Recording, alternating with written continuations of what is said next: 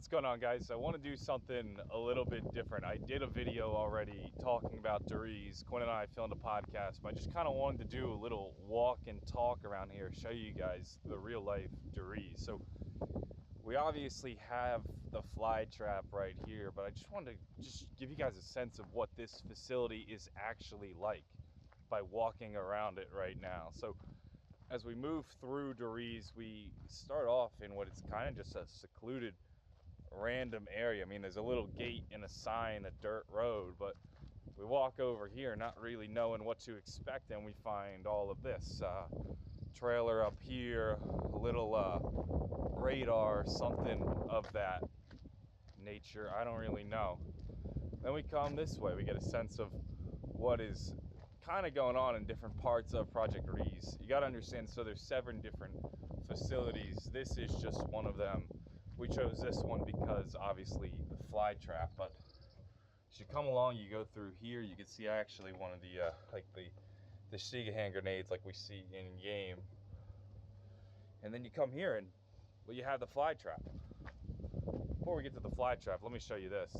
This is, I guess, what Project Riese or this area originally looked like. I mean, this feels not too dissimilar from our Riese we see in game.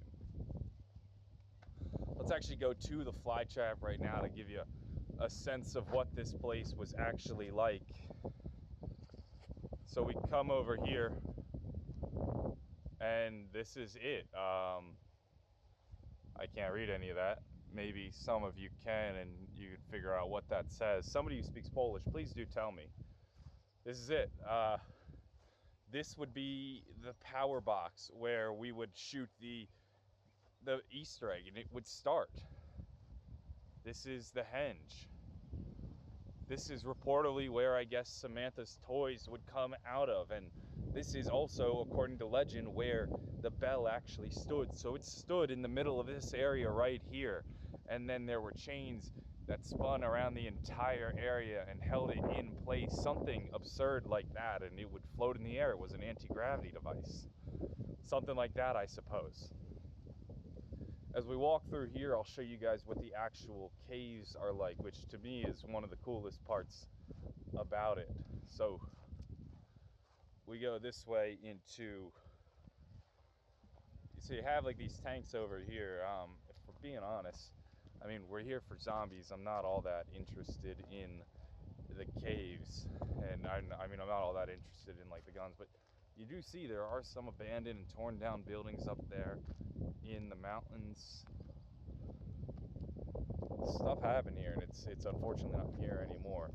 This was the coolest part over here. As we entered Riese, you could explore some of these caves.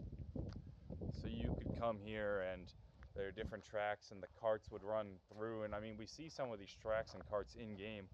Let's actually look over here. I never looked in this part of the area. I almost want to call it the map, say like this part of the map. What's behind these curtains? I'm actually kind of interested now.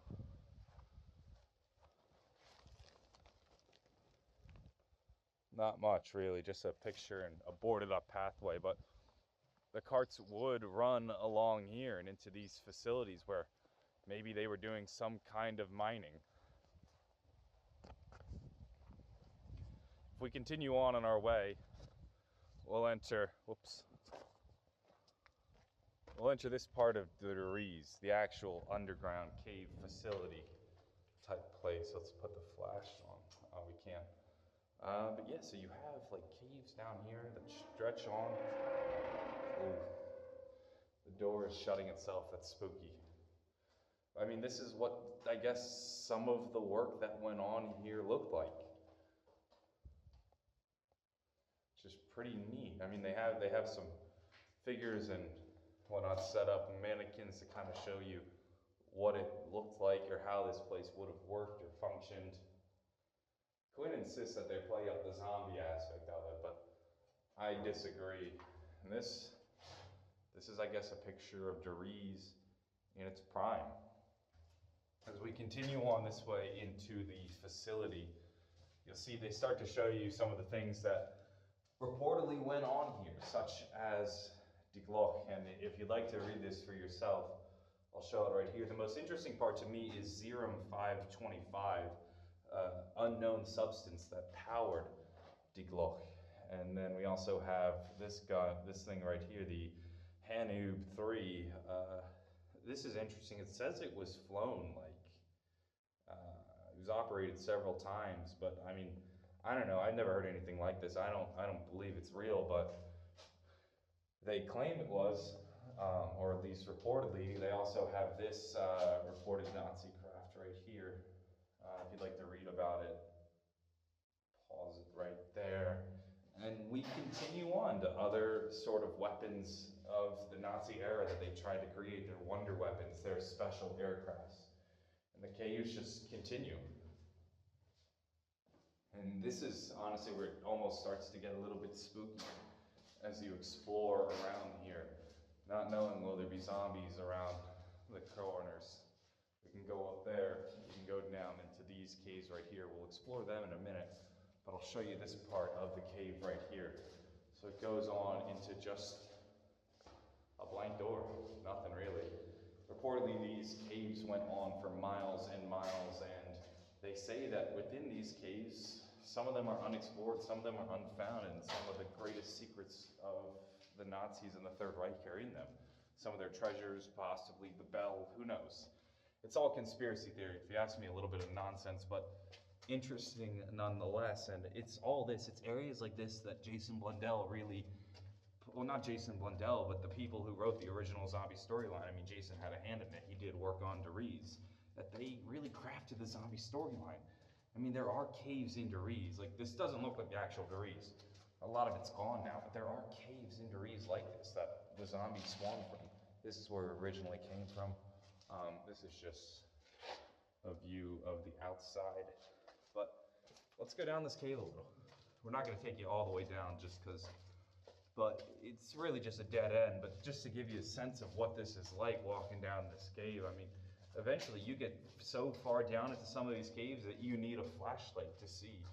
I mean, they have lights powering it so you can kind of walk around, but it's dark and your voice echoes and it carries, and it's creepy.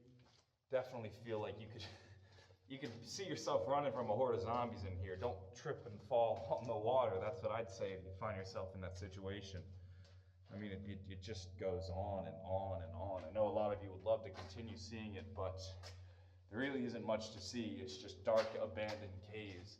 And these dark, abandoned caves right now are all that's left of the real-life Riese. The buildings, the factories, a lot of them are just rumbles and ruins and torn down, I guess. I don't know. All of the documents that could have said what this place was or what Project Riese was is gone. And now we just have this to explore, but it's really awesome. Of all the places we've visited on this tour from the zombie storyline, this might be the coolest of them all, and the most that felt like this is where the zombie storyline got its inspiration. This is where everything has started. So we're back outside now at the henge. Just give you guys one final look, because this is, to me, the best part about it. Seeing this, the structure that started the zombie storyline.